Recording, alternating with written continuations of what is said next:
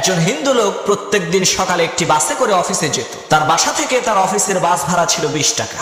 একদিন সেই হিন্দু লোকটি চিন্তা করলো, আমি যেই বাসে করে প্রতিদিন অফিসে যাই সেই বাসের কন্ডাক্টর তো মুসলমান, তাকে একটু পরীক্ষা করে দেখবো যে মুসলমান লোকদের স্বভাব চরিত্র কেমন, তাদের মধ্যে সততা আছে কিনা। এই চিন্তা করে সেই হিন্দু লোকটি ইচ্ছে করে সেই বাসের কন্ডাক্টরকে বাস ভাড়া 10 টাকা বাড়িয়ে দিল। এখন বাসের কন্ডাক্টর কিন্তু বুঝতে পেরেছে যে ওই হিন্দু লোকটি ভুল করে 10 টাকা বেশি দিয়েছে।